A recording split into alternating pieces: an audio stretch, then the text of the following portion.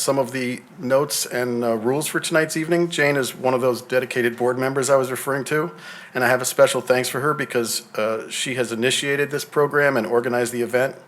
My sincere thanks goes to Jane and her committee, her members that worked on this, Lee Retzler, Mark Pruner, Louisa Stone, and Nancy Duffy all pulled this together. They're here tonight and will be helping with the timing and the process of the evening. So Jane, if you would. Good evening, everyone. Thank you, John. My name is Jane Sprung. We are very pleased to have our candidate forum this evening for the State Senate 36 special election, which will be held next week on August 17th. We thank the candidates for taking the time to be here tonight, and we ask that all participants please that there's no editing of this recording. The format tonight is a webinar, so the candidates and the moderator will be seen and heard. There won't be any live chat tonight. For your convenience, GCTV will also be recording and broadcasting this debate live on channels 79, 24, and on their YouTube live stream. A recording of the debate will also be on tomorrow on the Round Hill Association's webpage. Each candidate will begin with a 3-minute introduction, followed by questions by the moderator. They'll have 2 minutes to answer the questions and the opportunity for a 30-second rebuttal if requested.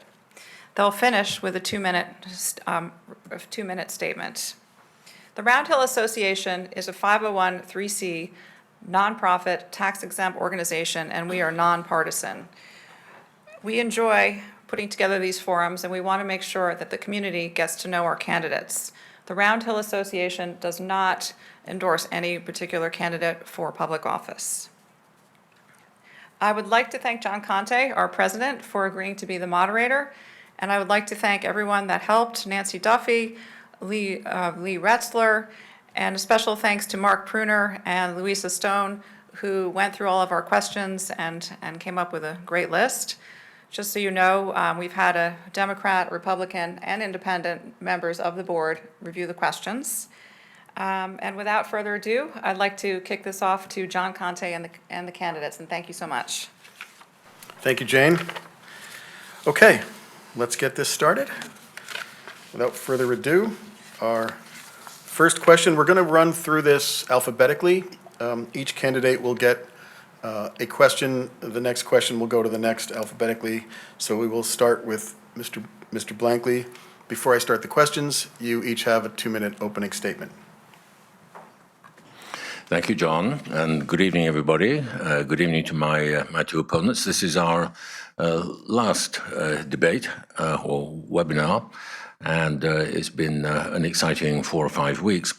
I want to say hello to all my friends from the Round Hill Association. When we came to America almost 40 years ago, not only did we choose the state of Connecticut, we chose Greenwich. Not only did we choose Greenwich, we chose Round Hill, and we have been in the district, as I say, for almost 40 years. We've been exceedingly happy here. My wife Vera is sitting in the audience and making sure that I smile. So it's the land of steady habits, and it suited us just fine. This is why we are here and why we have been so happy here, bringing up our 3 children, and now we have 2 grandchildren in the district. We have 3 grandchildren elsewhere in the country. So things have changed somewhat in the time that we have been in America. There's been a heightened degree of partisanship, and it's for that reason that I'm running as an independent. I'm looking for your vote to send an independent candidate to Hartford. This will be the first time, I think, in living memory that anyone can remember an independent who will not caucus with either of the 2 main parties. So I want to emphasize that as the degree of independence that I will have as of next Tuesday. So my appeal is to independent voters. My slogan is, make a statement, send an independent to Hartford. I have lots of plans for things that I want to do up there, but I want to tell you that I'm running not just as an independent, but this particular independent is someone with a particular resume: big business, entrepreneurial business, and experience in local government. And these are skills that I've acquired in this time that I intend to bring to Hartford. Thank you. Thank you, John. Mr. Fazio. Thank you, John. Thank you to the Round Hill Association for hosting tonight's debate and to my opponents for joining. My name is Ryan Fazio. I'm running for state senate in order to create a positive change in our state government and a brighter future for everyone in our community. I grew up in this district. It's my home. I volunteered here. I've served in local government. I've worked in business locally in the renewable energy sector. I think it's the greatest place imaginable to build a life. We have good people, strong community, perfect location, natural beauty. Yet our community and our state are facing enormous challenges. In fact, our state now has the highest unemployment rate in the country, rising crime, more divisive partisanship than ever before. I believe that next Tuesday we need to deliver a positive change to our state government in order to ensure that all of our great attributes as a community can shine like never before. So I'm running a campaign focused on the issues, on substantive changes to our state government. We need improvements to our economy, which is lagging far, far behind the rest of the country. Lower taxes across the board and simplification. Lower healthcare costs by increasing supply and access and affordability. We need to lower electricity prices in this state, which are now the highest in the continental U.S. We need public safety, support our local police, who fortunately local police in Greenwich and Stamford endorsed me in this race. We need education reform in our state to ensure that we have high standards across the board for all students. And we need to preserve local control of our town planning and zoning and schools. On Tuesday, if a Democrat wins this race, there will be a 2-to-1 supermajority in the state Senate for the state Senate leader to advance the most radical policies imaginable in Connecticut. We need to stop that. Voters need to send a message in this race that enough radicalism is enough, that we need to bring policy back towards the center. We need reform, and that only with that reform can our state do better for the next decade. Thank you. Ms. Gaventer? Thank you. Thank you to the voters, to Round Hill, and to Ryan and John for being here. I have spent my life advocating for others as a business attorney, a gun violence prevention advocate, and a proud mom. I started volunteering with Moms Demand Action because if anyone was going to take on the gun lobby and win, it was going to be a group of dedicated women. As a Connecticut state leader, I did what I have always done. I listened, I built coalitions, I worked together to find common ground, and I delivered results.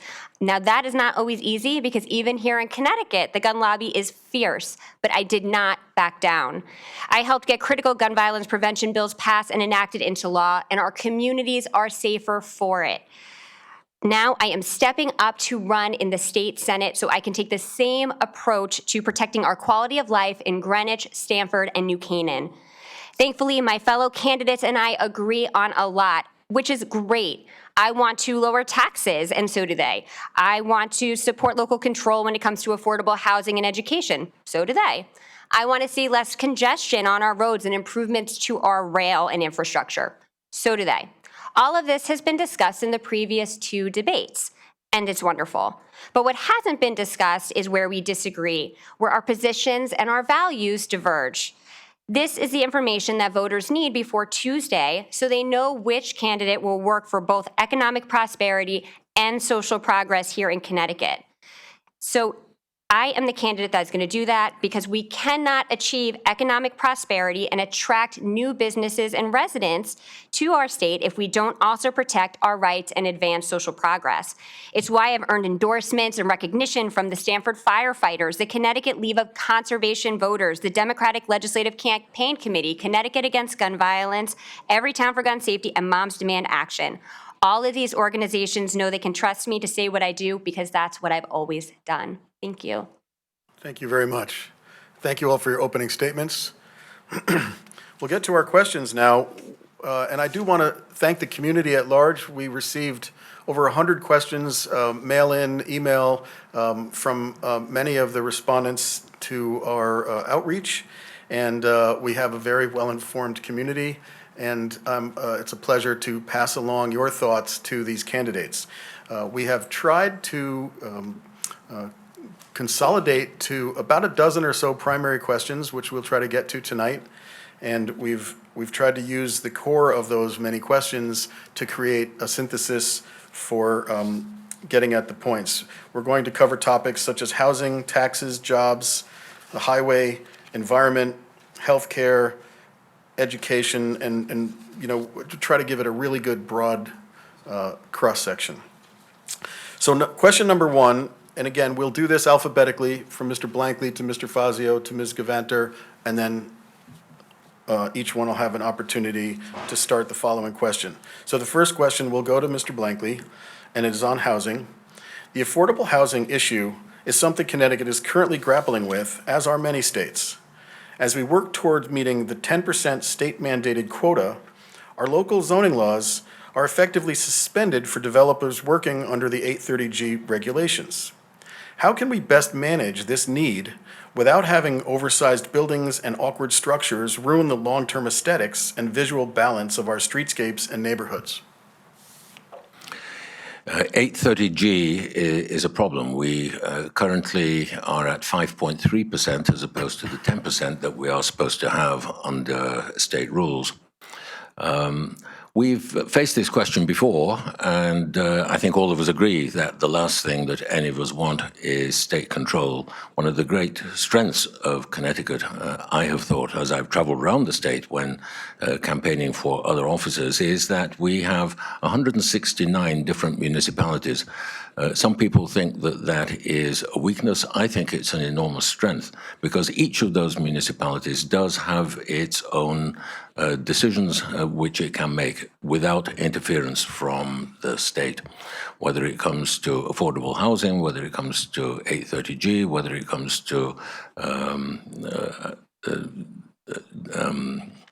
what are those units, accessible dwelling units that had legislation passed recently would have resulted in my neighbor being able to put up a granny flat over his garage. Now that's unacceptable. What I think we can do is something that I've thought about these past few days, which has not come up before, and that is this. The affordable housing stock that we have is being underestimated, and that is because of a random rule imposed by the state. I think there is scope here for us to, whichever senator there is, to lobby to have that random date when affordable housing was first assessed and moved. And if we did that, we would be very close to the 10% limit.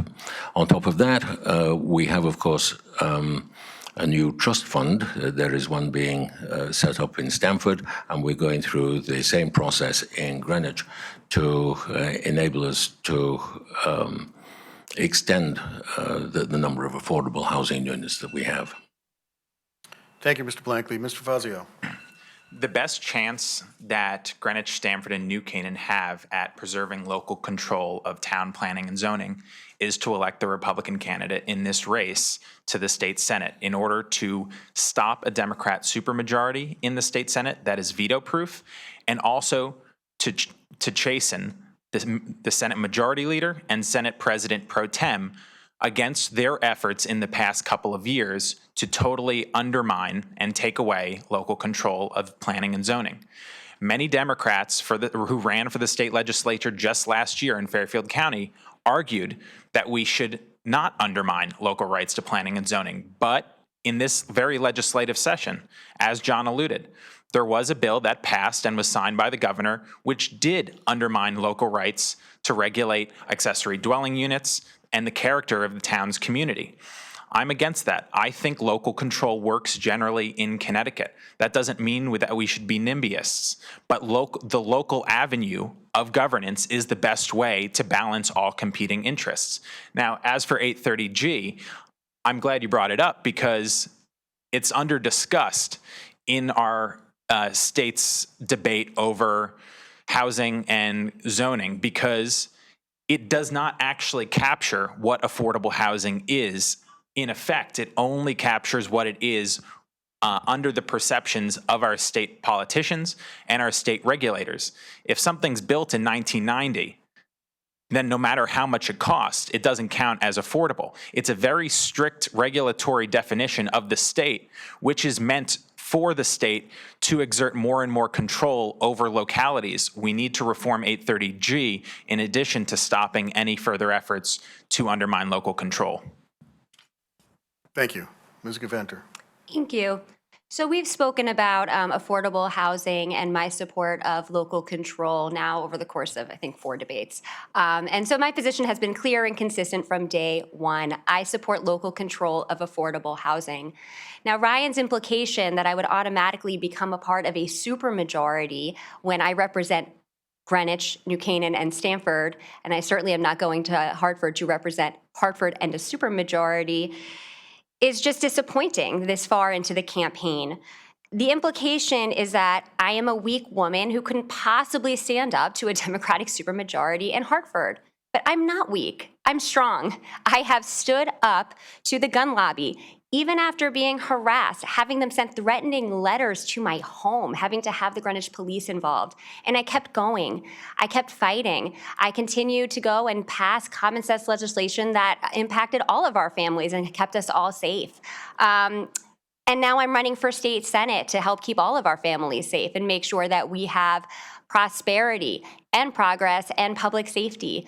Affordable housing is certainly a part of prosperity. I absolutely am committed to local control. I think that our towns are best equipped, as both Ryan and John have mentioned, to make sure that we are reaching our 10% while also preserving our green space and keeping the New England feel that we all cherish and having the scale of our affordable housing be in line with the community. So I'm fully committed to this now, today, tomorrow, yesterday, forever. Thank you. Now, there's a comment I want to make. If during the process anyone would like my question reread, feel free to ask. And also, there's an opportunity for rebuttals if anyone would like to now. But I want to clarify, I think everyone has stated local control favorably. But really, what I was asking is that during the period of time that we do not meet the 10%, the current regulations allow developers to circumvent the zoning regulations that are in place, thereby allowing for oversized buildings to be constructed. And I was trying to get at how we might address that current situation which may exist for years, depending on how the 830G regs are counted.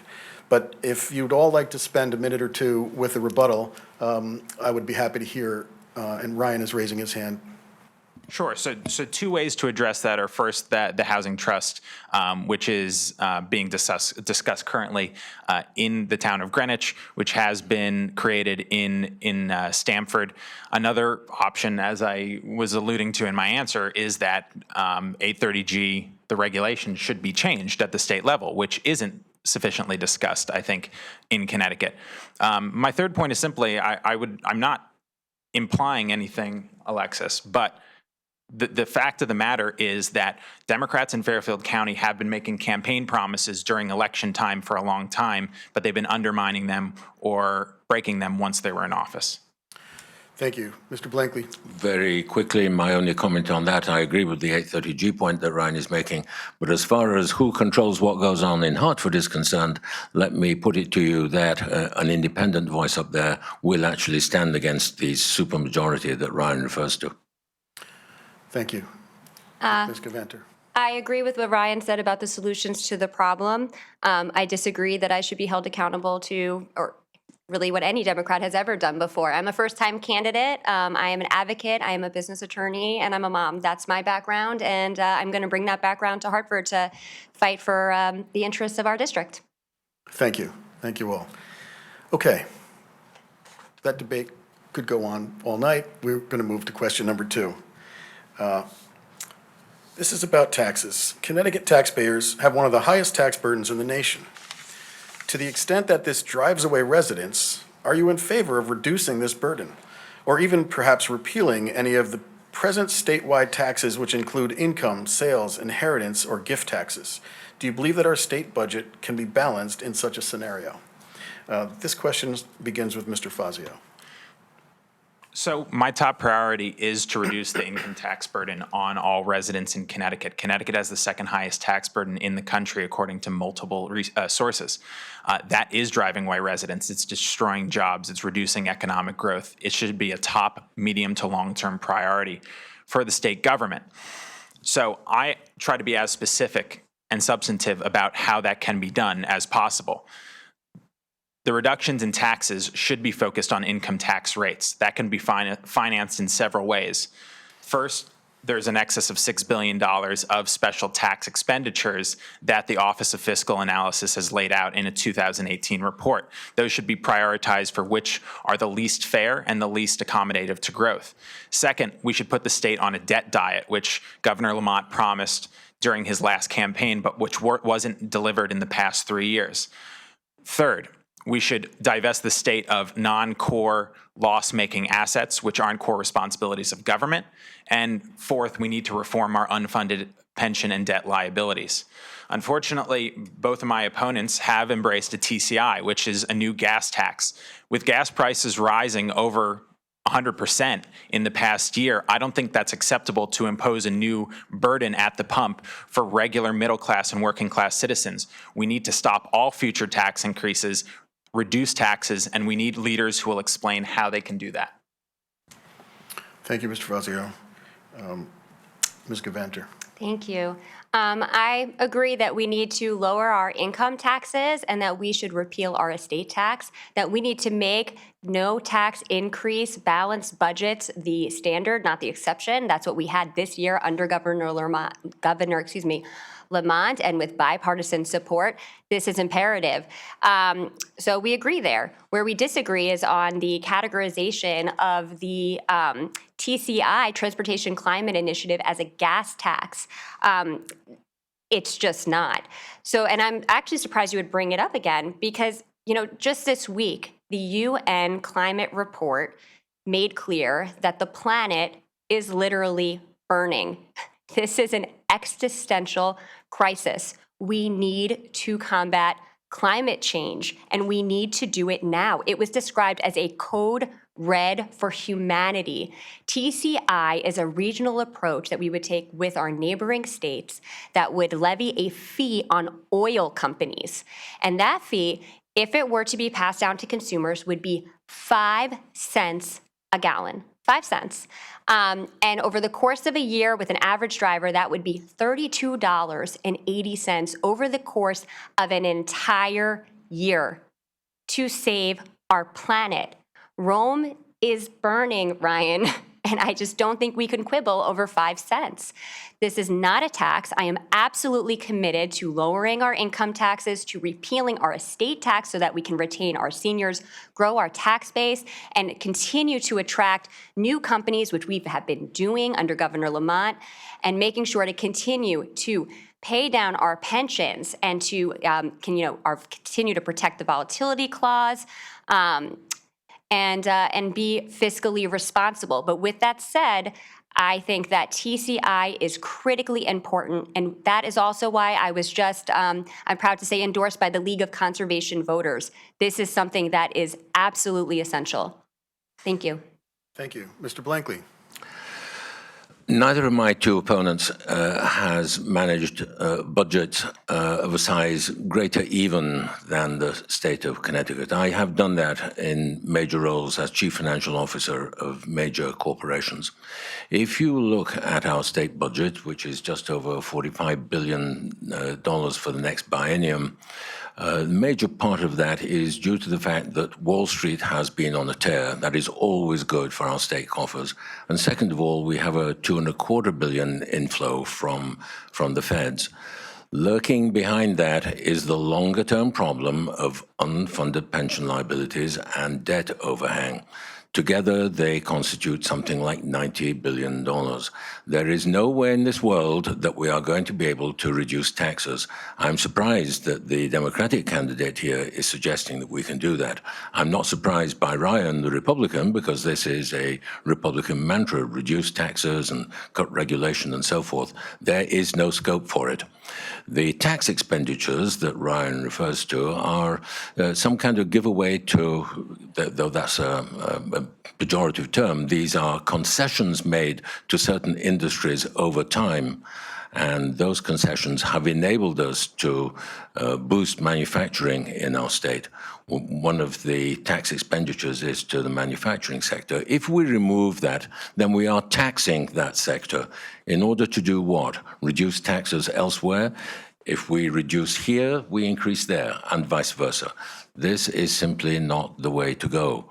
The underlying problem will emerge in 2 years' time. And if we reduce taxes now, we will have to increase taxes in the future. It is not possible to reduce taxes, ladies and gentlemen. Everybody in the Round Hill Association that I know knows that it's an impossibility. Thank you. Shall we go to the next question? Nope. Okay. Mr. Fazio? So I think it is a possibility. I began in 2 minutes to try to outline how it is possible. You need to find about $500 million of spending a year in order to do it. That's possible. You need to find special tax expenditures, as John said, giveaways, which are less than efficient in order to do so. And the TCI is a 5 to 26 cent gas price increase according to the TCI itself.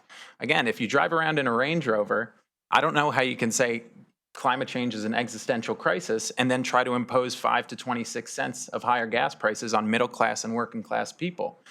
There's a cognitive dissonance there, and I don't think voters want exactly that. Ms. Gavanter?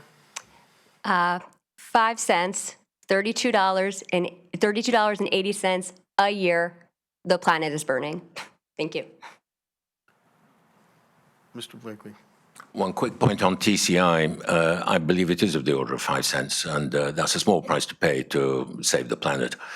So I'm in favor of it. If there is one thing I will do, however, with my Chief Financial Officer hat on, it will be to look at the actual proposed ways in which the money raised is going to be spent. That is something that needs to be looked at when the bill comes before the legislature in September. Thank you. And thank you all for respecting the time constraints. I appreciate the respect for that, and we're ready to move to a question on jobs. This question will begin with Ms. Gavanter. How can we reduce unemployment in our state and encourage economic growth? What sectors of the economy do you see as the best place to encourage such growth? Thank you. So before COVID, in February of 2020, the unemployment rate in Connecticut was 4.4%, and nationally it was 3.5%. Obviously, the pandemic has, had a horrible impact on our economy throughout the entire country, and Connecticut is no exception, especially considering the fact that in Connecticut, many of our jobs are service industry jobs, and, that's obviously going to impact that sector a lot. What I have been really heartened to see is that as we continue to emerge from the pandemic, Connecticut is on the rise. New companies have been headquartering here. All this past couple of months, we have 4 of them. We have over 500 jobs. Recently, FedEx and Amazon has been saying they are going to be bringing in new jobs. Juniper, I believe is the name of another company, this really cool lighting company out of Brooklyn. It's going to be headquartering in Connecticut as well. Governor Lamont, who I would like to mention has endorsed me, has specifically come up with this great idea called Earn as you grow, and it's to give incentives to companies to come and get incentives once they actually bring in the jobs. And so it's something that's been working really well, and we're seeing it, we're feeling it, not only in these big companies, suburban office space, the bidding wars are out of control. We're seeing people flooding here, fighting for real estate, and they're coming to go be where they work. And so the people come, the jobs come. But I think that we need to answer your question about the type of sectors. I think we need to be open to a lot of sectors. Manufacturing, we absolutely can continue to invest in. Juniper, the company I mentioned, actually is a manufacturing company where they're going to be building lighting. And so I think we need to be open to a lot of different sectors and encouraging as many different sectors as they can to come to Connecticut. It's a great place to live and a great place to work. Thank you. Thank you. Mr. Blankley.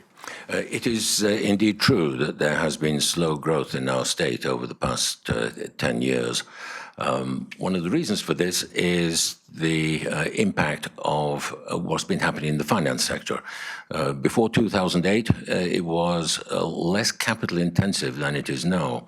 We saw in recent weeks how that capital intensity is working with the loss of 700 jobs in People's Bank as banks acquire other banks. So as that whole sector has become more capital intensive, so employment has reduced. So we must look at the bigger picture of what is happening and not self-flagellate too much about what has been going on. If there is one major thing that we can do, and I have been pushing this heavily in terms of reducing congestion on the roads, reducing pollution, creating jobs, and attracting new companies to our state, it is a major project that I have been advocating for, and that is taking trucks off our roads. Using specialized ships called roll-on, roll-off vessels, RoRos as they're called. Think of them as truck ferries. What this would do is to take trucks from major stations like Perth Amboy in New Jersey, trucks that come all the way through our state into Rhode Island and into Massachusetts. What we can do through port development in Bridgeport, New London, and in Rhode Island and Massachusetts is use ships to take trucks off the roads. The ships would load in New Jersey, they would come to our ports and ports all the way up the coast and take trucks off the highway. This will create jobs for port development. It will reduce pollution through the I-95 corridor. And if there's one thing that would attract new businesses to our state, it is reducing congestion on the roads. People love our state. They love to come here, the education, the beauty of it, and so forth. But when they see the roads, they think this is a problem. Thank you. Mr. Fazio. So here's the record. Under one-party rule in the state of Connecticut, Connecticut now has tied for the highest unemployment rate in the country, the fourth lowest rate of population growth, and the fourth lowest rate of economic growth in the last decade. That needs to change, and it can only change with a change in the leaders, the elected officials, and the policies that we put into place at the state level. So let me talk about 4 areas of policy that need to change and also the types of sectors that we could create jobs in this state. First, we need income tax reform, lower the income tax rates, broaden the base. We've talked about that. Second, we need to focus on healthcare. We need to focus on the supply side and regulations facing healthcare. Governor Lamont, when he had his executive powers last year, waived any number of healthcare regulations in order to improve access. There's no reasons that those regulations shouldn't be changed permanently for the same exact reason, that we want better healthcare access. We need to lower electricity prices. No one could talk about improving manufacturing sector in Connecticut. Connecticut used to be a manufacturing haven without talking about reducing one of the biggest inputs, which is energy costs. Yet Connecticut has the highest energy costs in the continental U.S., highest electricity costs in the continental U.S. Finally, we need to talk about transportation and infrastructure. The simplest way to reduce infrastructure costs, build new infrastructure and better infrastructure, would be to improve regulations around infrastructure. We need to eliminate project labor agreements, which have been found in multiple studies, to increase the cost of building infrastructure, including school buildings and roads, 20, 30, 40%. That means that we could have 20, 30% more infrastructure for the same exact money that we're spending currently. We need an all-of-the-above economic reform plan in order to create jobs and economic growth for the middle class. That requires that we change the people in our government, too. Thank you. Rebuttal, Ms. Gaventer. Thank you. I agree that the way to continue to improve is lowering taxes, investing in our infrastructure. I would also add investing in our education, keeping our state safe and healthy and beautiful. I absolutely agree. What I don't agree is that, or what I can't see is how you can't acknowledge that Connecticut is on a comeback. It is on the right path to continued prosperity under current leadership of Governor Lamont. I think that we all feel it. I think that the voters at home understand that we are moving in the right direction, and that, of course, it takes a really long time. We are coming out of a pandemic. And we're also coming out of 40 years of mismanagement in terms of our pension. So, to get businesses to come here and grow, it takes time. We're on the right path, and I absolutely think we need to stay on it. Thank you. Mr. Blankley. Mr. Blankley, yes. I am the only candidate on this podium who has started a business in Connecticut 20 years ago, as a matter of fact. The only candidate who has grown the business successfully and employed dozens and dozens of new employees. I know what small business is about and what can be done about it. There is nothing in terms of the tax regime that would make a difference to my business. What businesses want is predictability with regard to taxes. Lowering taxes is not the solution. However, creating new businesses of the kind that I did and knowing how to do it, there is the solution. And that's what I would bring to Hartford. Mr. Fazio. Yeah, well, first of all, Connecticut's predictably high income tax environment has destroyed jobs. So it's not just predictability, it's also the actual underlying policy that matters. And second, again, the numbers are indisputable. Connecticut now is tied for the highest unemployment rate in the country and has seen the fourth worst population growth in the country. Over the last 40 years, the state legislature's mismanagement has been due to 36 out of 40 of those years it being controlled by one party, the Democratic Party. We need more balance in Hartford in order to have better solutions. Thank you, Mr. Fazio. The next question will actually dovetail with this conversation and be a continuation regarding highway congestion. Given the major congestion on I-95 and the Merritt Parkway, particularly during rush hour, what do you think can be done to alleviate this problem? Do you see any practical near-term solutions that could be implemented quickly? Mr. Blankley? There is no near-term solution that is going to make a major difference to congestion. Some of the infrastructure dollars that are coming from the feds can be used to make things marginally better. On-off ramps, for example, made perhaps lights coming onto the highways, that kind of thing. But the longer-term solution is one that we must grasp now while things are relatively good as far as our state budget is concerned. So I get a second bite of the cherry here to push my story of how to take trucks off the road. 2% of freight carried in the United States is carried by sea. In Europe, that number is 40%. What a difference that makes. We need to do something about it. Now, port development in Bridgeport and New London, that will create significant jobs. This is not going to be without difficulty in terms of permits for building and so on and so forth, but it is possible. It is a nettle that we need to grasp.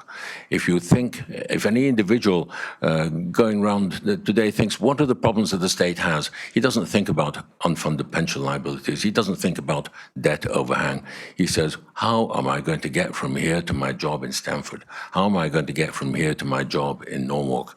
I was talking to a police officer last night at Chickahominy at the St. Roch's Feast. He comes down from Norwalk, and what a difficult life it is for him with that commute. But that is the thing that he has to do, because coming back to the affordable housing point we were making before, he and so many of his colleagues, not to mention nurses and other people who work in our town, simply can't afford to live here.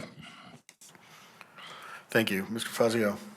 So I would like the state to conduct, the DOT to conduct a traffic study to look at how we can reduce choke points and improve on-off ramps in Greenwich and Stamford in particular to improve traffic flow.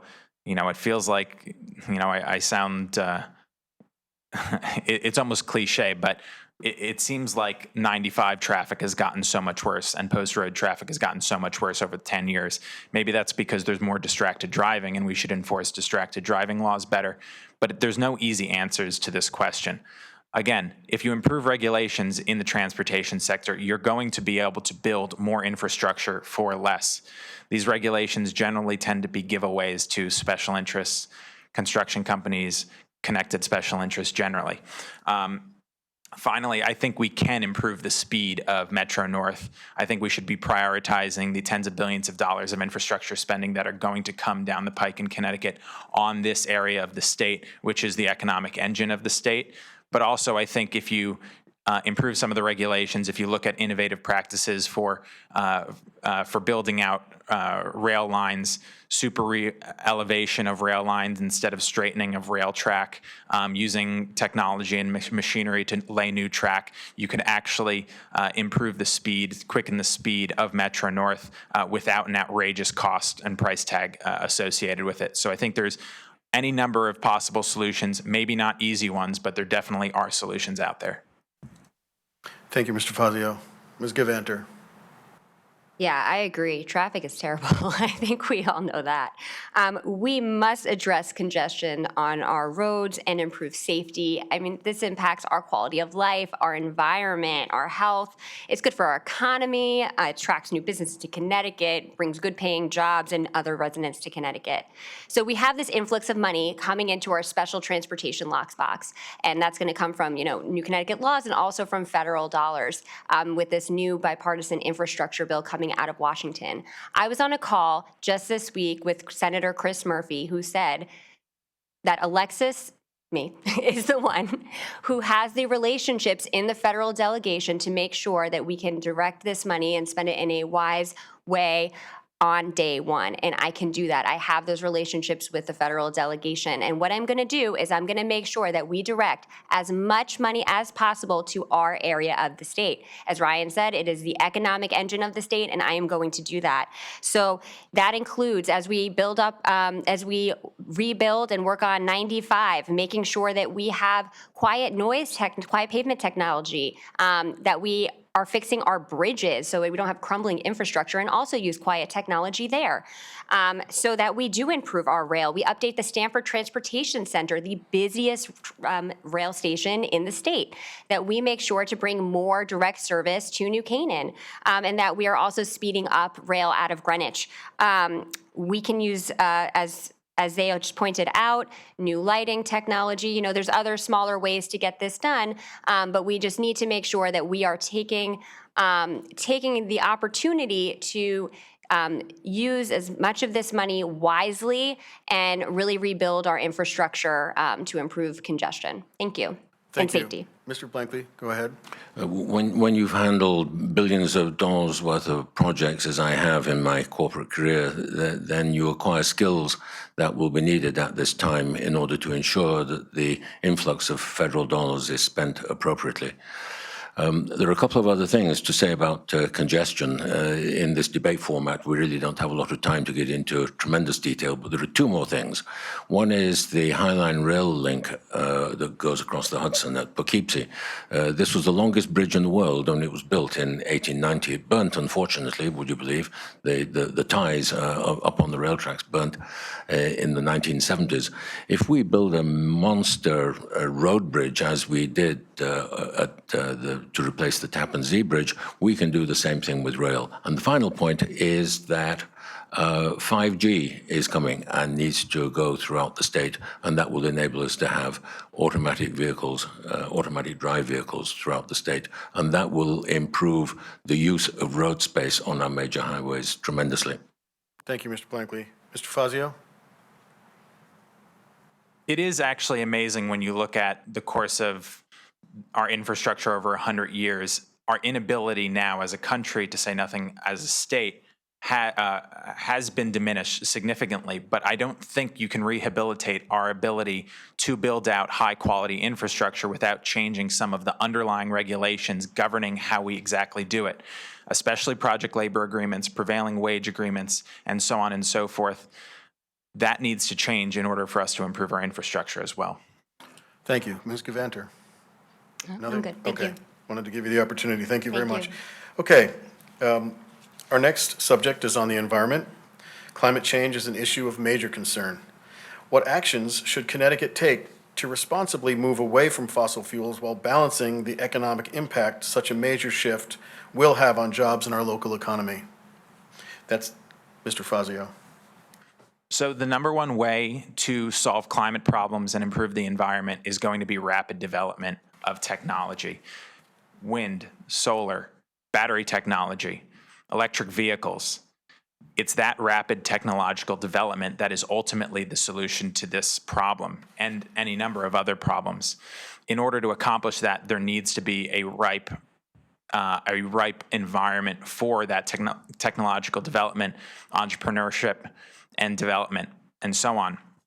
I think we can also look to examples that have been set locally about how to improve our environment and extend them statewide, use them as a blueprint. The First Selectman's Energy Efficiency Committee, which I'm a member of, that was begun by First Selectman Camillo, has began to research how we can conserve energy on a local level in our town buildings, and also reduce cost in doing so. And so looking inwards, examining our own practices and creating a blueprint, not just for the public sector, but also for the private sector about how to reduce consumption and also to reduce our environmental footprint are important. Finally, I think improving regulations around electric vehicles will also improve the electric vehicle industry that's nascent in our state. We should allow manufacturers to sell directly to consumers, which is currently prohibited. There are any number of ways in which we can improve our environmental footprint, create green jobs, reduce electricity costs. And I believe I have a background to make a positive contribution in this space because I've spent most of my career in the renewable energy industry. This is a very important topic. I believe it can be done right, creating jobs, increasing quality of life, and also improving our environment. Thank you. Ms. Gavanter. So as I mentioned earlier, the Connecticut League of Conservation Voters, they have said that Alexis Gavanter is the clear choice for anyone who cares about our environment and the climate crisis. I've talked about before how serious this is. I think the voters all know that. I think everybody's read the news on this new UN climate report, which was 18 years in the making, scientists across the world studying this. This is imminent, and it needs bold solutions.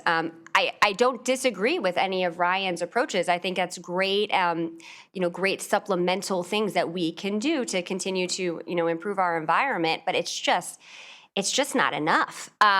This is a huge crisis that we need to tackle. And in terms of rapid development of technology and also electric vehicles, TCI, the Transportation Climate Initiative, money from that is going to fund those kinds of projects in addition to others. And one other point about the cost of TCI that I just want to make is that, as I mentioned earlier, 5 cents a gallon if the fee on oil companies is offset to consumers, $32.80 a year. That is less than children's asthma medication for so many who are suffering because of climate change, less than repairing flooded basements. So many in the last month have been flooded in our district after storm after storm after storm. It's so much less than what businesses are paying due to volatility, rising electricity prices.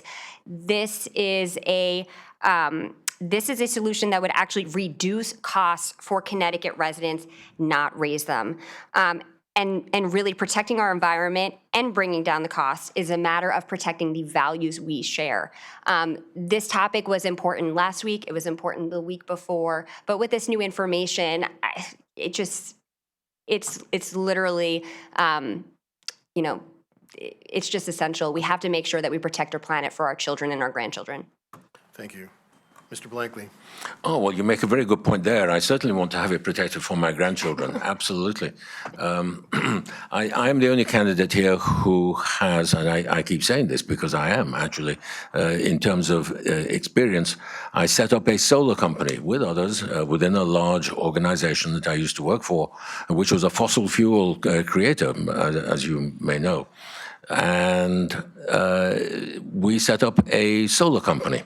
We looked at all sorts of ways in which energy could be created other than by digging up coal or finding oil. We looked at wave power, we looked at geothermal, and at that time, this was way back in the 1970s, we lit upon solar. So we set up a company that became the largest solar company in Europe. So I have a lot of experience stretching way back in terms of assessing those things that we need to do to protect our environment.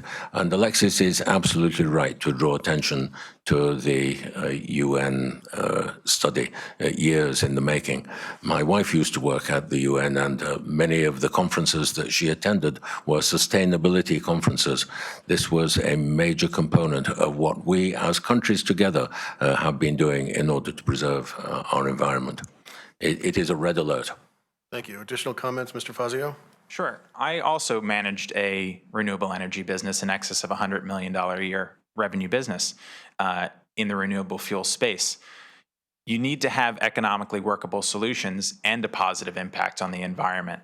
And again, TCI, the idea that it's going to solve climate change is silly. There's only 3 states in the entire country that are signed on to the accord. And again, it'll raise gasoline prices 5 to 26 cents. Those costs are going to be passed along to consumers. We need to focus on technological development because that'll help the middle class and the environment at the same time. Thank you. Oh. Ms. Gavanter. Thank you. The idea that $32.80 and over the course of a year is not an economically viable solution to protect our planet, I just have to disagree. Okay. Mr. Blankley, closing comment? TCI has gotten a lot of attention this evening, hasn't it? I look forward to discussing it in September. What we will have to concentrate on is what exactly the money is going to be spent on that will preserve the environment. And as for the number of states that have signed on to the deal, maybe 3 at the present time, there were more before. It will actually only work if more states do join, and I would anticipate and hope that Connecticut will be a leader in this respect, and I would hope to lead it with others. Thank you. Okay, we're going to change gears a little bit now. And on the subject of crime, Ms. Gavanter, this is to you. Do you believe the state's criminal justice system needs reform? What is your view on ways to help former prisoners return to society, such as jobs programs or erasure of criminal records after a period of time? Well, I absolutely think that we need to help people who have served time re-enter society and be productive. We need to keep people out of cycles of violence. 100%. That's an amazing way to keep people safe. I am the candidate of public safety. I have devoted years to making sure that our communities are safe from gun violence. And, that absolutely includes making sure that that people have things to do to keep them off the streets. This is hugely important. I was on a call a couple of months ago with the chief of Stanford Police, and what he said is we need to keep particularly our kids busy so that they don't commit crime after crime after crime. The pandemic has caused a huge increase in gun violence. We are still, thank God, the 6th lowest state of gun violence in the country, and that's because of the numerous gun safety laws that we have worked so hard to pass. But gun violence is a dynamic, ever-changing problem that can't have a static solution, and part of that is making sure that we keep people, whether they've committed crimes or not, busy in our community and productive. Something really interesting that has just passed is a commission on gun violence. It does just that. It provides funding to community-based violence intervention programs to make sure that there's programs to keep people on the right path. And especially with the pandemic, where kids have been, in and out of school, and their parents are stretched thin, and then there is a glut of guns on our street. We need to make sure to be keeping people busy, productive, and safe. Thank you. Mr. Blankley, to you. It is true that crime has increased in our state, but there again, it has increased in every state, and it's not due to any laws that have been passed in our state. It's been entirely due to the pandemic. The question concerned criminal justice. A significant bill was passed in the last legislative session that dealt with a number of issues. One of them, for example, expunging a criminal record after 7 years of staying clean, as it were. These were important changes that were made. I think that when it comes to gun violence, there is one more step that we can take. We've already come a long way, and I want to pay tribute to one of my friends, Jonathan Perlow, Connecticut Against Gun Violence, who was also instrumental in lobbying to make it more difficult for those who should not have guns to get them. The Office of Gun Violence prevention is something that the governor did not wish to sign. He thought it would be more bureaucracy if we had an office actually set up. I will press him on this as state senator. The funding is probably going to come from the Feds to the tune of $3 million to set up an office of this kind, and the purpose of it is to get into communities where there is the greatest danger of guns coming into the hands of those people who should not have them in some of our inner cities. Thank you, Mr. Blankley. Mr. Fazio. We have a major crime problem in this state. In the last year, homicides increased in excess of 30% in our state's largest cities, and car thefts increased in excess of 40% in our state's largest cities. It wasn't because of the pandemic, because the homicide wave didn't start until June. And the wave of shootings increased more in the fourth quarter of the year than they did in the third quarter of the year after the radical police bill was passed last summer along party lines. The idea that the state leadership can get a pass for this major precipitation of violence in our state is absolutely crazy. We need to hold our leaders accountable when they pass major laws and they see consequences to regular people, indeed the most vulnerable people in our state, for those laws which they passed. They need to see consequences when they go around the state saying that policing as is part of the problem, is unjust, it's not part of the solution. The best and most compassionate message to send to young kids in difficult circumstances is not that you will get a pass, but that we have strong laws to keep people safe and that we encourage people to abide by them. We need to repeal or at least significantly overhaul the radical police bill that was passed last summer. My opposition, I earned the endorsement of the Greenwich and Stamford police unions last summer, and I earned them again in this race. We need to reduce crime specifically for the most vulnerable neighborhoods, for the most vulnerable families in our state. And we need to hold accountable the people in power who presided over these awful increases in violence as well. Thank you. Rebuttal, Ms. Gaventer. Thank you. Ryan, this is just another instance of your rhetoric not matching reality. The rise in crime is not due to the police reform bill. We have, as a nation, have been in the middle of two crises. One is the pandemic, and another is a glut of guns. The flooding of guns into our community is out of control. As a result, crime is on the rise across the country, including in Republican-led states like Arizona, Texas, and Georgia that did not pass any police reform bills. I am out of time. Thank you. Mr. Blankley? Any additional comments? I did one additional comment in relation to the police reform bill. There is a solution, actually, that I think works, and it's a test that I bring to every policy. What does the voter in the middle think about this? I think the voter in the middle says, you know what, we really need to control police behavior to some extent, but we should not make them personally liable. The solution is the way they have done it in one other state in the union, and that is Colorado, and that is what I will propose. Thank you. Mr. Fazio. This wave of crime didn't happen in South America or in Europe or in almost anywhere else in the world during the pandemic. It occurred in the United States, and it occurred in part in the United States because political leaders in places like Connecticut went around the country, went around cities and towns telling people that policing as is part of the problem. It's not part of the solution.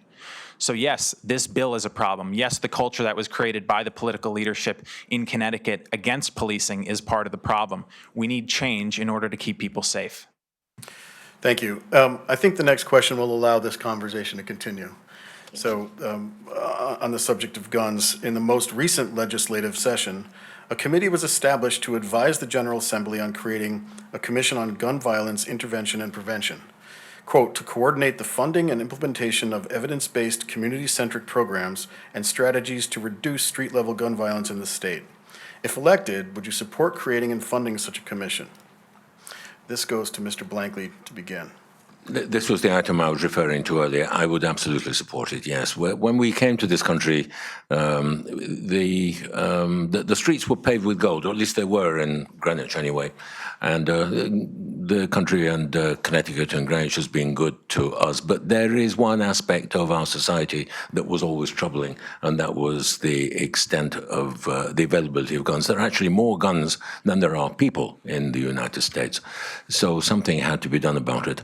Unfortunately, we had to wait until some terrible massacres, and the one that occurred in our state in Newtown, before we took real action.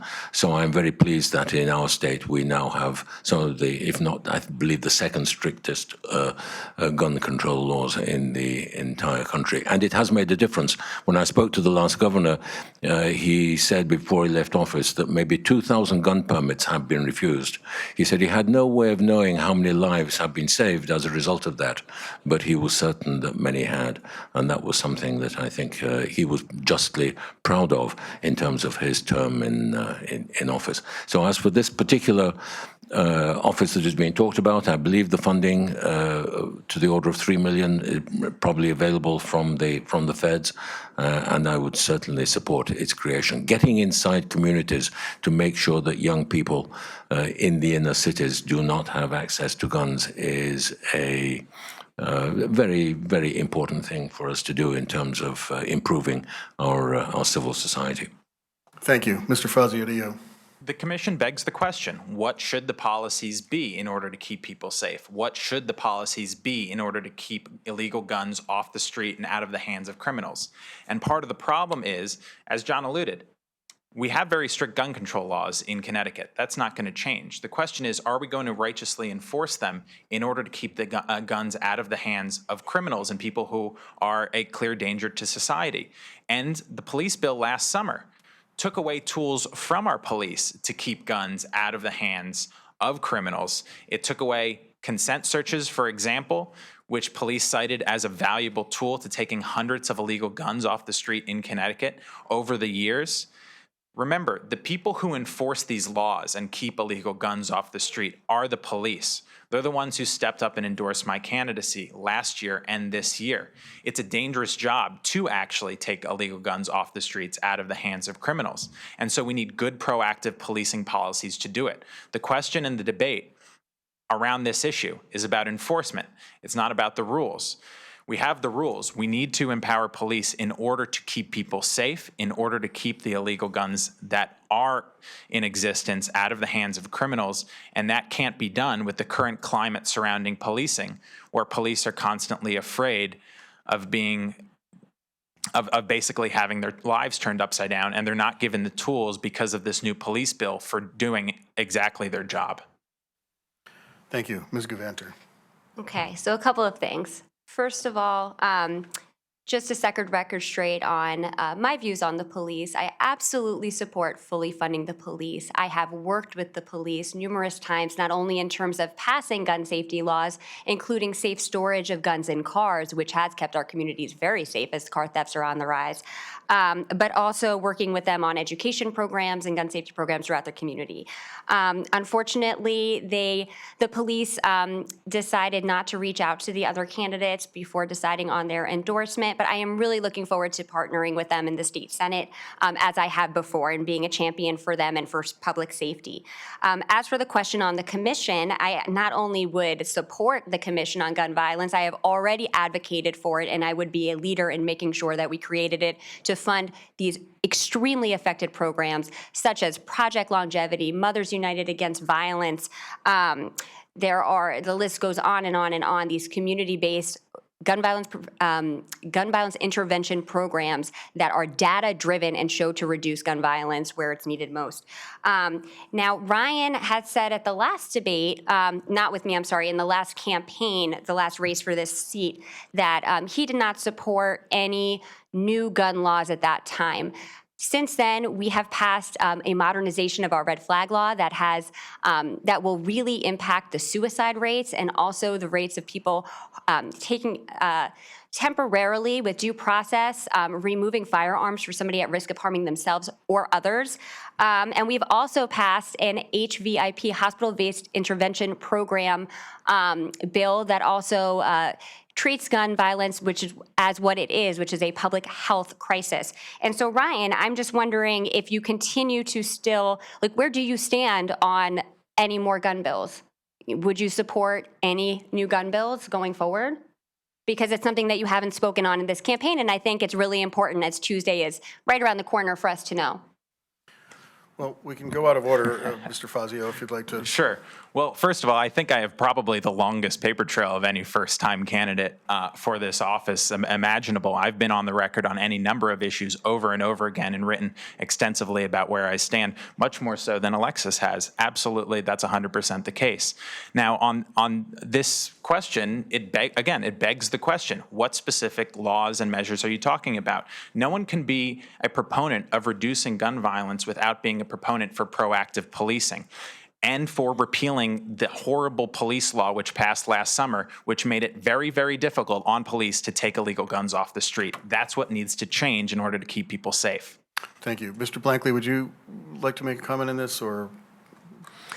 I can't be left behind in terms of my support for the police. I served 2 terms on the Board of Estimate and Taxation, the Finance Board in our town, again, the only candidate who has done so, and on every occasion supported budgets put forward by our police department, and in fact, on one occasion, supported a budget that was opposed by Republicans on the BET.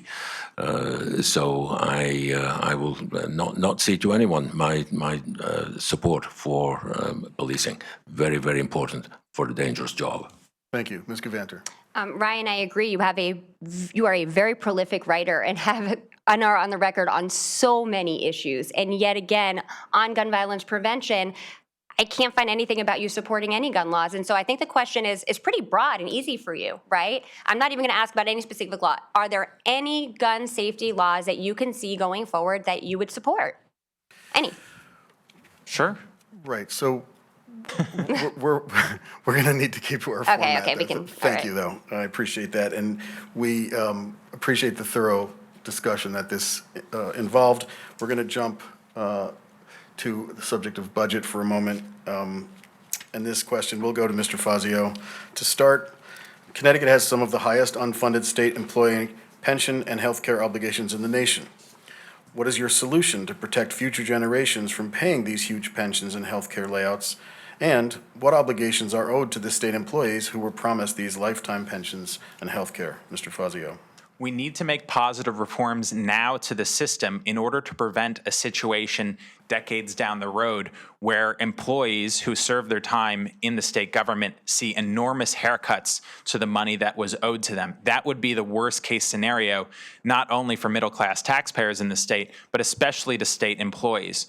Reasonable marginal reforms to existing benefit packages can put the state on a path to sustainability financially and grow the economy. But we need to be specific, and we need candidates elected to office who are leading on this issue. So the question, I think, when it comes down to specifics is twofold. First, we need a legal strategy about how we are going to justify the changes, and that has been upheld at the Supreme Court several times. Higher public purpose allows states that are in dire financial straits to make legislative changes to existing to existing benefits in order to ensure that promises that were made in the past can be closest to delivered in the future, and that the entire state's economy and social services structures can work out. But also, then we need to talk about what the financial reforms look like in order to make the state sustainable. We need reasonable cost of living adjustments. We need defined contribution plans. We need to disallow overtime spiking at the end of people's career that balloon pension obligations. And we need to explore a buyout of existing packages from state employees so they get cash in exchange for their future promises that are fair. There are any number of good quality innovations that we can make in order to improve the long-term sustainability of this system, both for state employees, but also for middle-class taxpayers. This is probably the biggest public policy issue facing Connecticut in the long run. Thank you, Mr. Fazio. Ms. Gavanter. Can you repeat the question again? I'm sorry. Certainly. Connecticut has some of the highest unfunded state employee pension and health care obligations in the nation. What is your solution to protect future generations from paying these huge pension and health care layouts, and what obligations are owed to the state employees who were promised these lifetime pensions and health care? Okay, thank you. So, yeah, I mean, I basically agree with Ryan. The unfunded pensions are the results of 40 years of mismanagement, as we discussed earlier with Democrats and Republicans. This wasn't only reckless, it tanked our bond rating, it robbed us of fiscal stability that's needed to protect taxpayers and attract new businesses to the state, and also, made people who are waiting for their pensions concerned about whether they can count on them. So we must continue on the path to meeting our obligations. Thankfully, these reckless policies are in the past because, as we talked about earlier, we now have a volatility cap, we have pension reforms, and we need to just continue to that. We need to continue to meet our obligations, maintain a robust rainy day fund, lower our taxes, and continue to improve our credit rating. So again, lower taxes, we need to make responsible budgets the norm. No tax increase, balanced budgets where we continue to pay into our rainy day fund as well. And also what we can do is end the one out, one in system of hiring state employees. That's a way where we can look at, as people retire, thinking about reforming what our needs are within the state government. So, is there technology? Are there other ways to create efficiencies?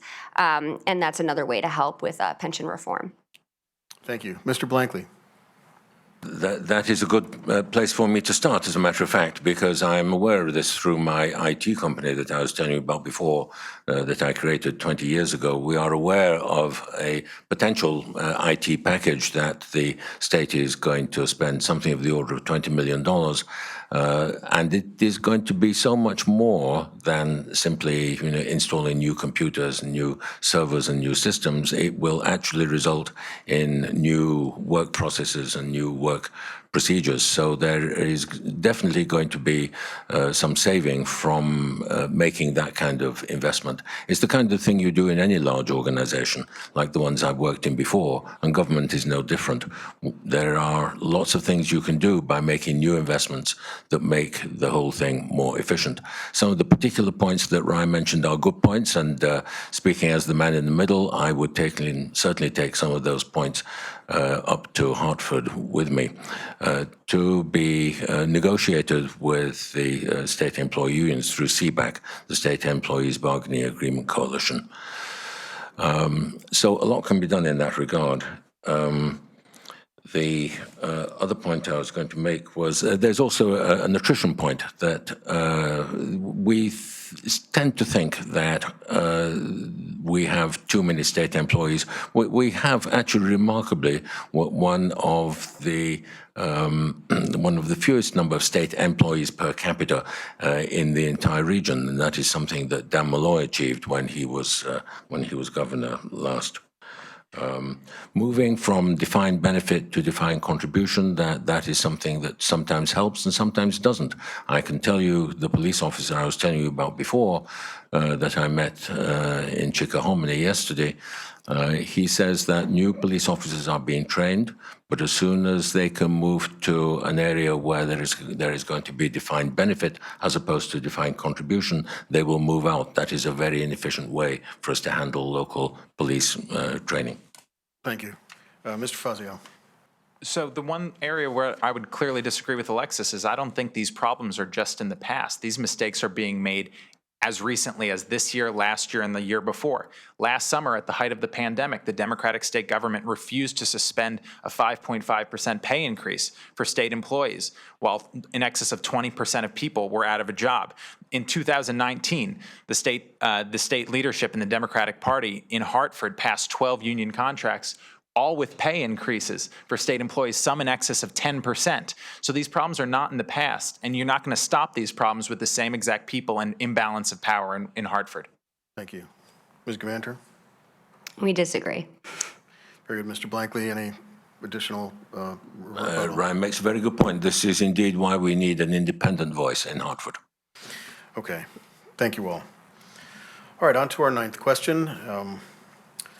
We are now going to discuss race healthcare question. Do you support the creation of a commission on racial equity in public health? This is to Ms. Gavanter to begin. How can health outcomes for minorities be improved?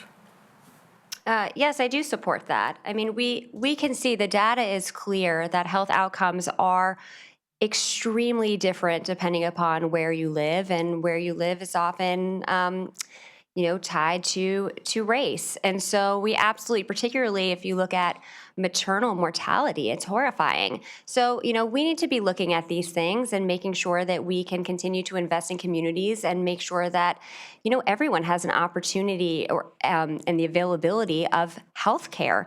As I'm knocking doors, healthcare comes up time and again, and it isn't right. I'm going to work to make healthcare more affordable for everyone in Connecticut, bring down prescription drug costs, and ensure that nobody, especially children, are denied care. And so to do this, I'm going to protect the federal healthcare law and support our congressional delegation's efforts to fix and improve the law. And then here, I think that there really is a pretty stark contrast between me and Ryan. I want to protect and improve health care, and he has written, you mentioned, all of your writings, that you would like to eviscerate the Affordable Care Act. That would turn back the clock to a time when insurance companies had all of the power, when there were no protections for people with pre-existing coverage, when young people would get kicked off of their parents' insurance at 18. So there were no basic levels of protections, particularly for women, birth control, mammograms. And so I think it's really important to be protecting healthcare for everybody, but absolutely we need to be looking into how it disproportionately impacts people of color in our neighborhoods. Thank you. Mr. Blankley, to you. So I come from a country which introduced national health care after the Second World War. And it has been a success in many regards.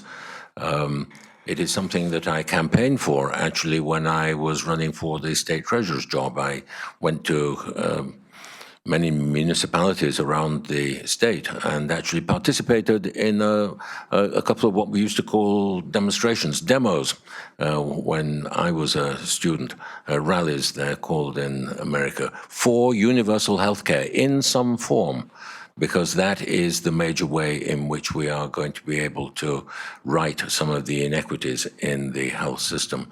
There are states in the South, just diverting from Connecticut for a second, where the death rate among African Americans at time of childbirth is twice the rate as it is for other members of the population, a rate which is shamefully worse than in many third world countries. So there's a lot that we can and should be doing about healthcare in our country, and a lot that we can continue to do in Connecticut.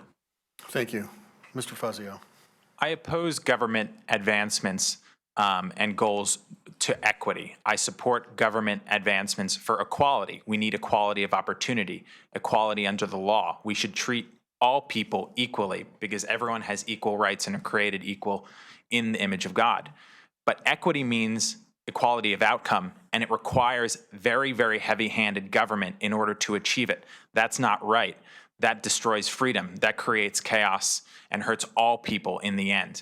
Now, the people on the stage have nothing to do with federal healthcare laws. We can effectuate it whatsoever, and I'll never run for Congress, so I'll never be able to effectuate the federal health care laws.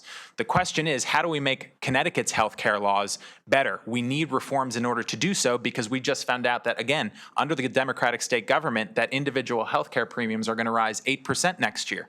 We know that in Connecticut, if you're on the individual market, if you're a single mom with one kid, it'll cost you $17,000 out of pocket per year before your health insurance kicks in.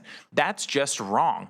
That's just wrong, but it's also a failure of the people in power in our state leadership. So we need to improve regulations in order to increase healthcare access for all people, That requires ending certificate of need laws, which needlessly reduce healthcare capacity and drive up costs. That means more reciprocity in licensing, which Governor Lamont started down the path of just recently. That'll increase access and decrease costs.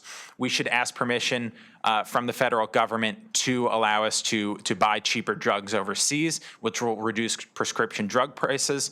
Again, my opponent here is going to turn around and rebuttal me and take one single line I wrote years ago out of context without discussing actual solutions to the problem as I just did here. Ms. Gavanter? I am going to give you a line that he said, but not out of context, because the good news is that people can read for themselves what you've written. And absolutely, there's plenty of time between now and Tuesday for them to familiarize themselves with your views. So first of all, as far as equity versus equality, I certainly did not say anything specific on that. That's a mischaracterization. But to deny the fact that there are issues there that we need to be looking into in our communities, that would be a mistake. Now, what Ryan has written is that there cannot be a basic human right to use health care. And I think that regardless of whether he runs for Congress or is in our state Senate, we need to be concerned about how that view and philosophy is going to impact us here in Connecticut in the legislature. Thank you. We're in the rebuttal mode. Mr. Blankley, if you have something. Mr. Fazio? People have a basic human right to provide health care and to access health care. The question is, how much rights does the government have to tax you and to redistribute and to control your lives? That's what I'm against, and that's what I wrote against. Now, the problem is my opponent doesn't have much of a track record because she's only lived in Connecticut for 3 years. There's no paper trail on her views. It makes it extremely risky to elect someone to the state Senate when that is the case. You won't agree with me on everything, but at least you know where I stand. Thank you. I will actually have one comment. Okay.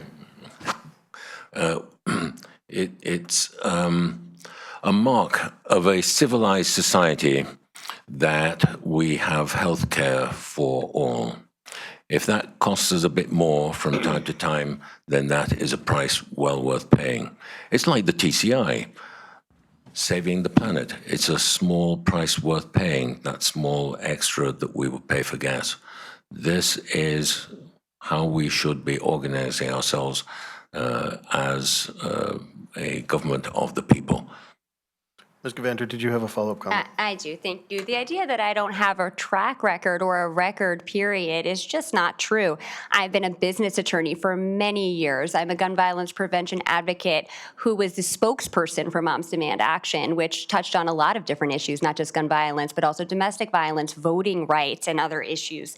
Ryan has been spending this campaign trying to conjure up differences where they don't exist, because where we really differ is on the issues that he doesn't want to talk about. And that's because they're out of step with this district. So issues like women's rights, gun violence prevention, climate change, and voting rights, these are issues where voters care a lot. And my track record and my views are clear. They've been clear in every debate. They've been clear in everything I've written from day one, and also in the way that I've conducted my life as a citizen in the community.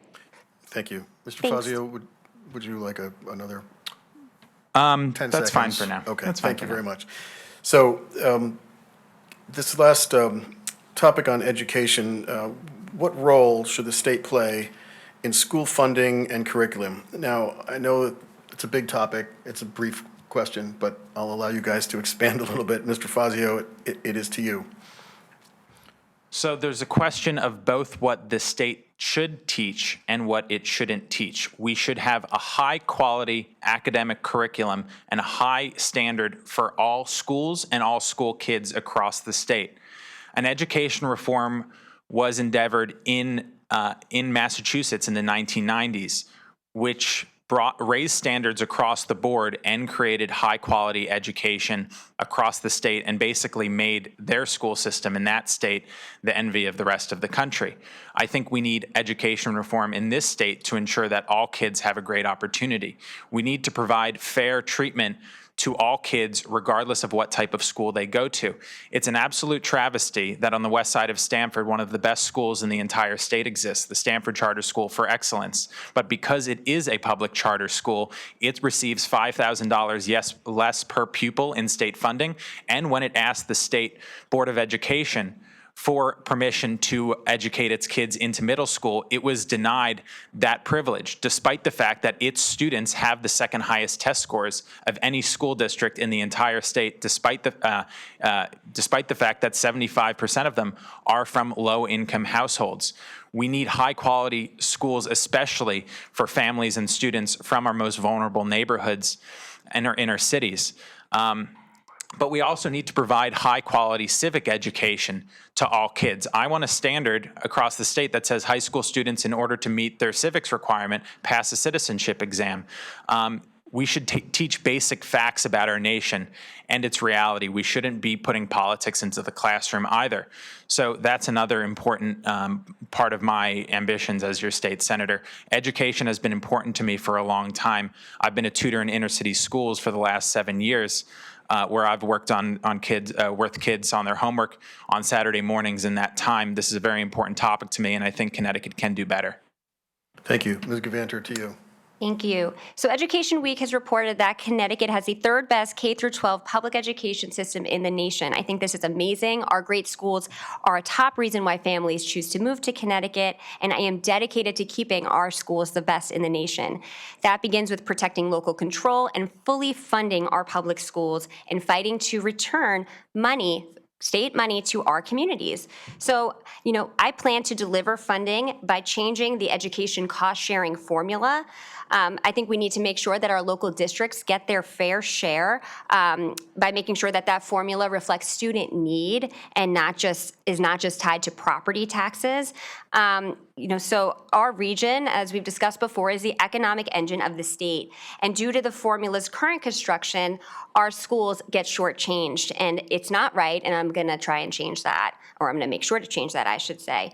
As far as, funding for schools, Ryan, as an elected member of Greenwich's RTM, blocked a parent-led effort to restore a much-needed $3 million to the Greenwich Public Schools at the height of the pandemic.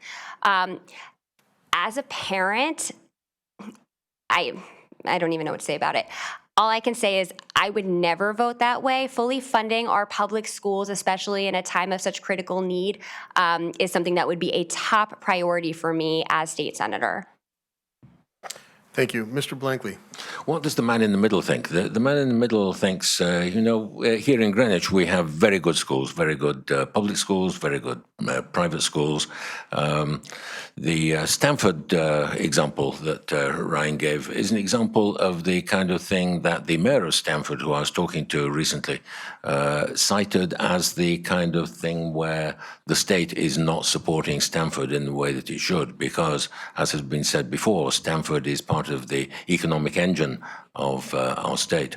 With regard to education cost sharing, when I was handling budgets for the town on the BET, this was an ever decreasing amount that we dealt with in our budget each year.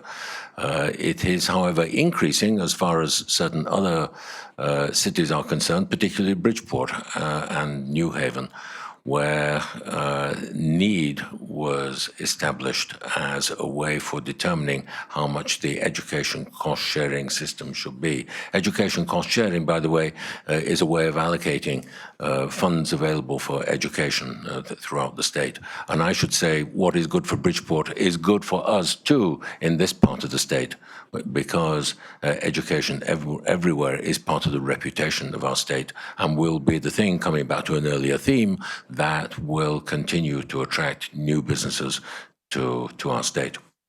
Thank you, Mr. Blankley. Comments, Mr. Fazio? Again, it's unfortunate that Alexis continues to distort my record, whether on the RTM or elsewhere. Every single binding budgetary and funding vote that came up to the RTM while I was a member, I voted in favor of education funding. I went through the public schools in this town. I care about them. I'll place my record as an advocate for public schools against anyone. Anyone who disagrees was welcome to come with me on Saturday mornings for 7 years to the Bronx to tutor inner city school kids. I put my record as an advocate for public schools up against anyone's. Thank you. Ms. Gavanter. The facts are what they are. I encourage voters to look into this because it's really important. This is a place where we've agreed on a lot throughout this debate, but this is a place where we really disagree. A parent-led effort to restore funding of $3 million to the public schools was voted to be blocked by Ryan. In addition to the fact that I just also like to mention that when the North Mianus school ceiling was collapsing, he also, a vote of 22-2, or out of 22 members of the RTM, 2 opposed, including Ryan, expediting repairs, and children were bused to 3 other schools. This is terrible. As a parent, I think it's awful.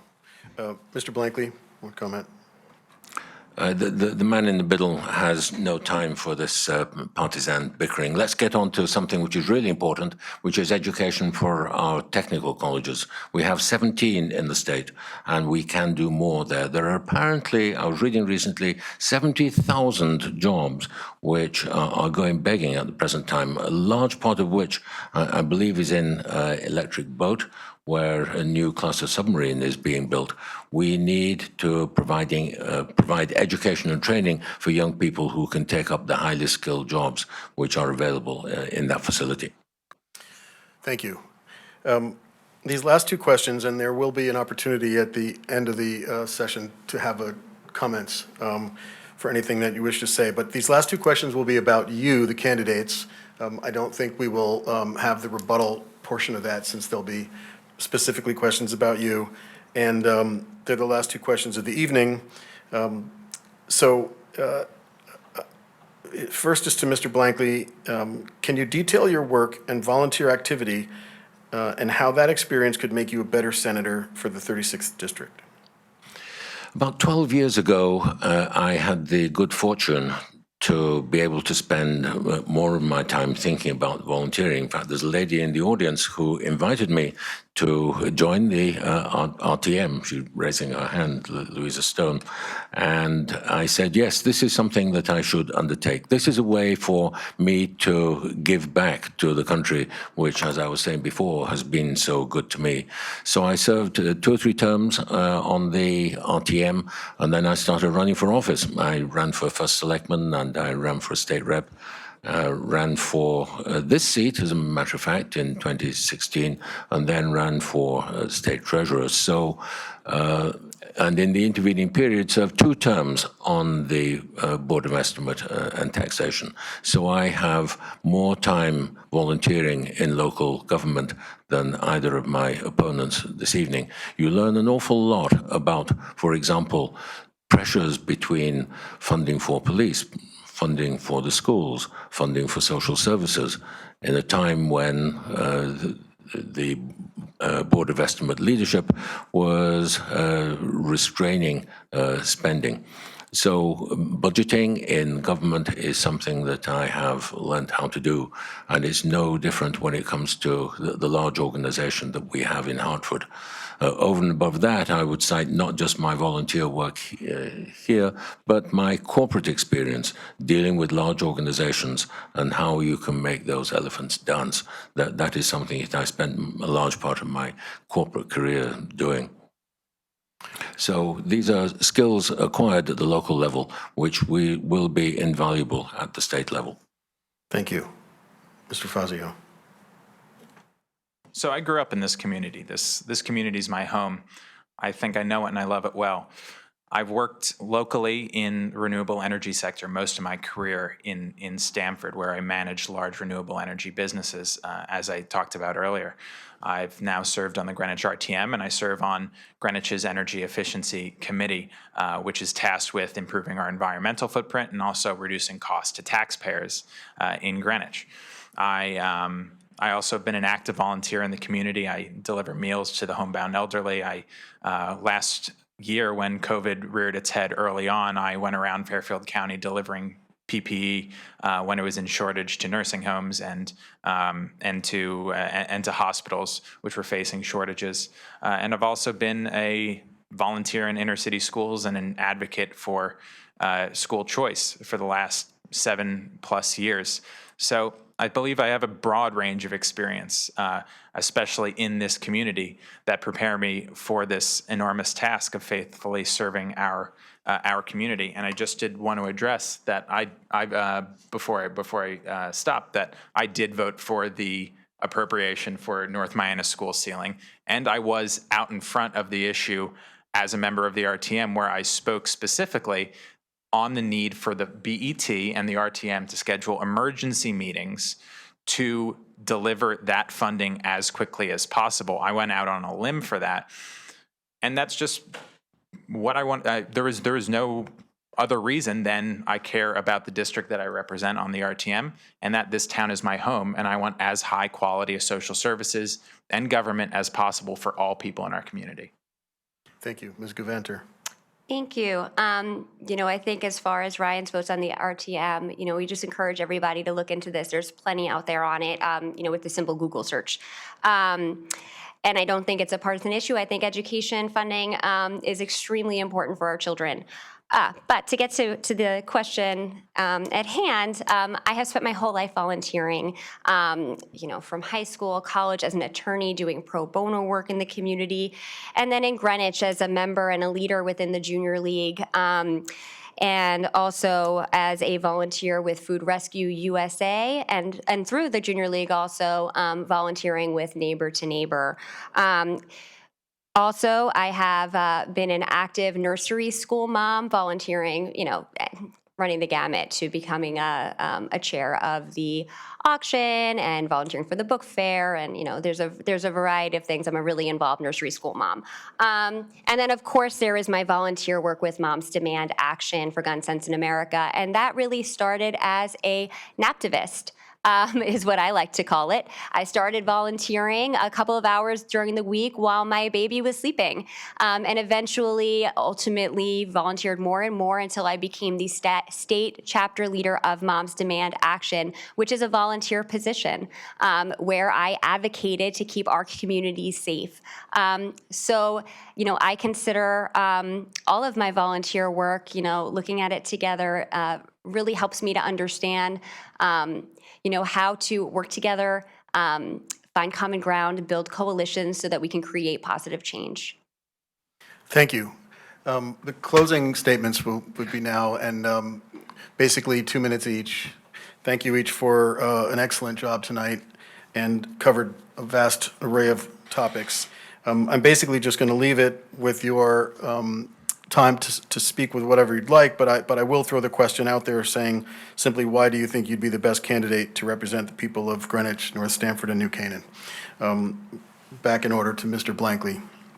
I want to finish off on my volunteer work. I'm the second vice president of the second oldest charity in the United States, over 250 years old, the St. Andrew Society of the State of New York. I am also a trustee of the local library. So again, I have made significant efforts as far as volunteerism is concerned. To be the best state senator requires a level of experience of the kind which I believe I'm the only one here who has in big business, which is the ability to handle large organizations, in entrepreneurial business, that is knowing how to create jobs in our state. These are the big issues that we face. And local government, knowing how budgeting works, knowing how our state government works. I served on the transition team for the state treasurer a couple of years ago and got amazing insights into things that can be done at our state level. But I will finish off with the major proposal that I would put forward, which is infrastructure, dealing with something that affects everybody's lives today, and that is the congestion on our roads. It is a drag on our economy. It is a drag for us personally. It loses the state something of the order of $45 billion a year. Developing ports, developing shipping, as I propose, will create jobs. It will reduce pollution. It will make our state much more attractive to new businesses. This is something which only someone with the experience that I have can bring forward. It's on that basis that I ask for your vote next Tuesday. Thank you. Thank you very much. Mr. Fazio. Thank you to the Round Hill Association for hosting tonight's debate. Thank you to my opponents for joining. And I want to give a special thanks to all the volunteers working so hard on my campaign. For the next 5 days, the eyes of Connecticut are going to be on the voters of Greenwich, Stamford, and New Canaan. They're going to be on this district to render a verdict as to whether the status quo is acceptable in our state or whether we can do better. Can Connecticut do better than tied for the highest unemployment rate in the country, the second highest taxes, and the second highest debt burden for the next generation to pay? Can Connecticut do better than an 8% increase in healthcare costs, the highest electricity costs in the lower 48, and a sky-high cost of living generally? Can Connecticut do better than a 30% increase in homicides last year and a 40% increase in car thefts and a generally demoralized police?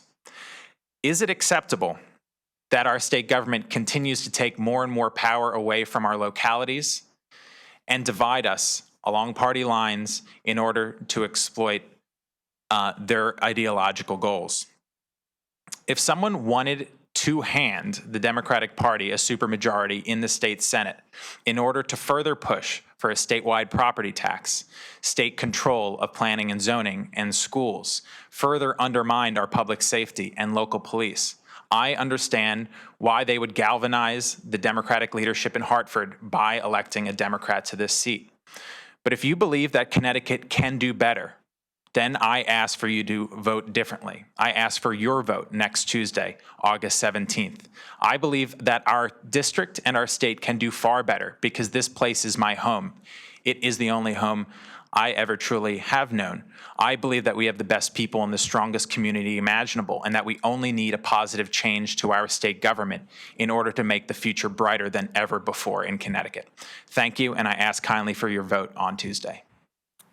Thank you, Mr. Fazio. Mr. Preventer. This has been a great evening. I want to thank everyone for joining us. I want to thank Round Hill, and I want to thank Ryan and John. I really respect all of your service to the community, including by running for office, which is no joke. At stake in this election are the very values that make our community the inclusive, kind, and caring place that we are all proud to call home.